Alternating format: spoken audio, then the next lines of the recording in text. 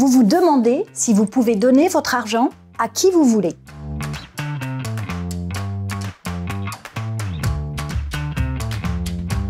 Avant de donner de l'argent, il faut avoir en tête quelques règles. Par donation ou testament, certains professionnels ne peuvent pas recevoir d'argent des personnes dont elles s'occupent.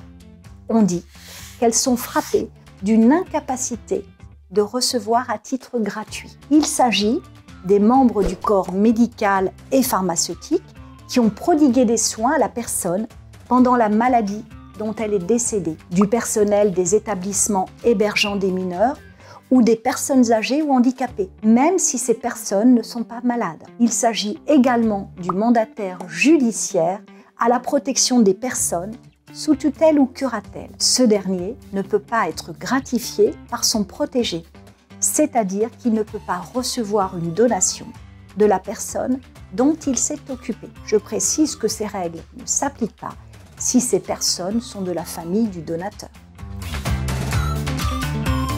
On peut donner de l'argent à un seul de ses héritiers, mais prudence. La loi considère que les donations, faites de son vivant, par exemple à un enfant, doivent être intégrées dans le calcul de la succession à partager. Concrètement, la somme reçue par cet enfant avant le décès sera déduite de sa part au moment de la succession. Attention, si cette donation a été utilisée pour acheter un bien, c'est la valeur du bien au moment de la succession qui sera prise en compte. Prenons un exemple.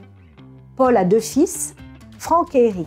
En 2004, il a donné 30 000 € à Eric avec cet apport de 10% et un prêt bancaire. Eric a acheté un appartement pour un montant de 300 000 €. Au jour de la succession, l'appartement vaut 600 000 €. Sur les biens à partager au décès, on déduira de la part d'Eric la somme de 60 000 €, soit 10% du prix actuel de son appartement, et non pas les 30 000 € précédemment donnés. Enfin, si la somme d'argent est donnée à une personne autre qu'aux descendants, ces derniers peuvent, au décès de leurs parents, contester ce don en faisant valoir qu'ils n'ont pas reçu la part minimum prévue par la loi.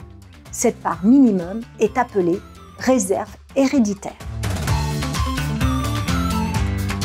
Parlons un peu des règles fiscales qu'il ne faut pas confondre avec les règles de transmission. Tous les 15 ans, chaque parent peut donner 100 000 € à chacun de ses enfants sans impôt. Enfin, on peut ajouter à cette somme un abattement spécifique de 31 865 €. Cet abattement s'applique si la donation est une somme d'argent et non un bien. Il faut qu'elle soit versée à un enfant majeur avant les 80 ans du parent donateur. Il n'y a en revanche pas d'abattement pour les personnes étrangères à la famille. Ainsi, un don de 30 000 € consenti à sa concubine sera taxé à 60%, soit un impôt prohibitif de 18 000 €. Je précise que ces règles ne concernent pas des dons relativement modestes en rapport avec la fortune du donateur et consentis à l'occasion d'un événement comme les fêtes de fin d'année, un anniversaire ou un mariage notamment.